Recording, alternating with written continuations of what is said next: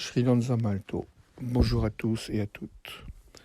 En ces temps où plus de la moitié de la population mondiale est maintenant confinée, nous pouvons observer l'émergence de deux grands courants de force qui travaillent dans l'inconscient collectif et qui traversent nos consciences. Un vortex de peur et un vortex de créativité et de joie et d'espoir d'un nouveau monde. Le premier vortex, celui de la peur, de l'inquiétude, de la panique, fait ressurgir des comportements agressifs, égocentriques, personnels, et nous raconte encore une fois que nous ne devons notre survie qu'à notre ruse personnelle. Ce vortex énergétique, ce courant collectif, entraîne soit des comportements hyper-individualistes, soit des demandes d'autorité, d'ordre, portées par l'immense illusion qu'après la pandémie, tout pourra redevenir comme avant. Ce vortex de peur est énergétiquement, vibratoirement, en similitude avec la brisure ontologique et l'invasion des forces sombres qui sont venues briser le monde de l'âme et le retourner et l'inverser. On peut y lire là une similitude de mouvement entre la brisure ontologique et le vortex de peur actuel. Alors que l'humanité rentre massivement dans sa grotte utérine, il y recontacte les souffrances ontologiques qui ont donné naissance à son état de séparation. La peur qui envahit la psyché est en similitude de la terreur qui envahit l'âme lorsqu'elle s'est sentie piégée par des forces venant d'un autre cosmos. La crainte d'être atteinte et de mourir est le reflet de ces anciennes vies de l'âme où elle se sentait piégée par des forces hors alliance. Le repliement de nos psychés sur un monde virtuel d'écrans, d'images et de fausses représentations reproduit le mouvement ancien de l'âme qui avait perdu contact avec la lumière de la source et s'était réfugiée dans la construction d'images mentales, émotives et vitales prises pour des fausses lumières et de faux objectifs d'être.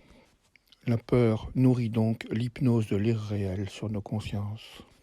Et cette fascination de l'irréel reproduit le schéma de dévitalisation tel que l'âme l'a connu et tel que nous le connaissons en cet instant. La peur est donc le vecteur psychique qui reproduit le processus de séparation tel que l'âme l'a connu dans les temps anciens.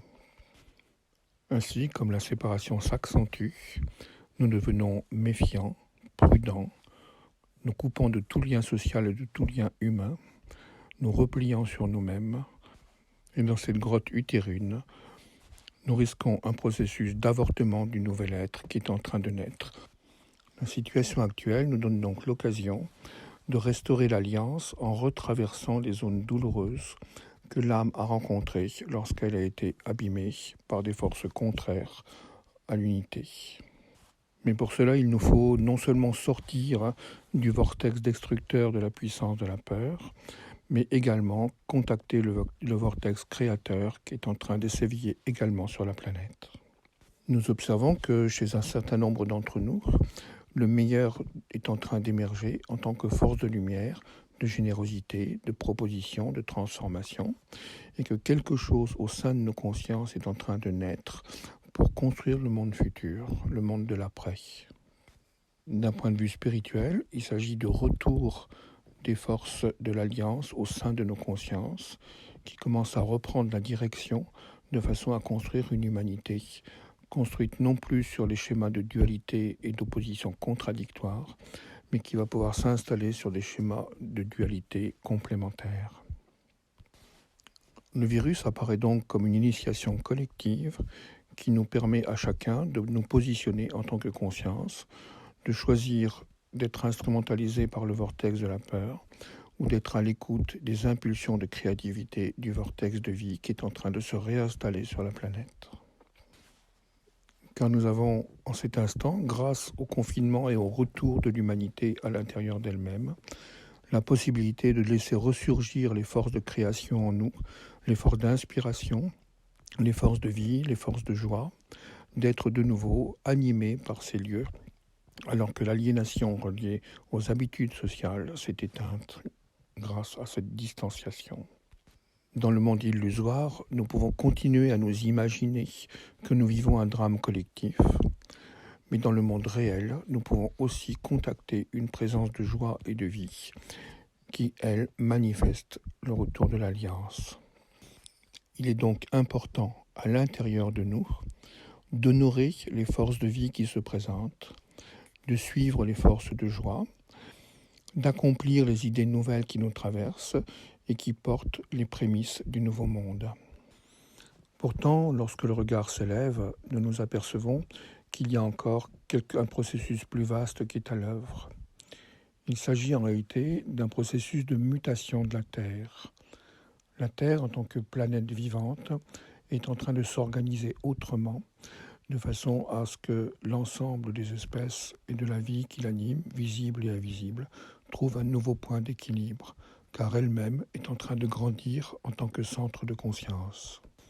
Elle tente actuellement de reforger une nouvelle alliance avec le monde des étoiles, afin d'être inscrite de nouveau dans la grande fraternité cosmique et d'être sortie de son exil et de son isolement stellaire.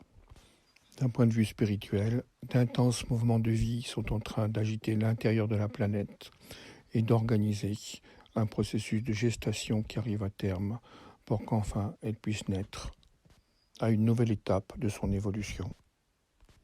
Les forces qui ont animé l'humanité depuis la rupture de l'Alliance ont eu tendance à construire progressivement une terre morte, à reconstruire une nature à la place de la nature, à créer un monde de mimes et de simulacres. L'événement spirituel pandémie marque la possibilité d'un arrêt de ce mouvement pour que le retournement de la Terre puisse s'effectuer également, afin qu'elle puisse de nouveau être une terre d'accueil et non plus une terre d'exploitation, afin qu'elle puisse redevenir ce qu'elle aurait toujours dû être, le berceau des processus d'éveil, et non pas un objet de consommation et d'instrumentalisation. Dans le retournement actuel, la Terre est en train de s'affirmer en tant que sujet et quitte cette ancienne posture du monde irréel qu'il avait considéré comme un objet d'exploitation et de consommation, jusqu'à en faire, au final, une Terre totalement morte. Au final, nous pouvons décrire le processus actuel comme le retournement du mort en vivant, et ce sur tous les plans d'existence. Il est donc extrêmement important pour que chaque centre de conscience de chaque individualité puisse accompagner au mieux ce retour du vivant et sortir des forces d'anéantissement.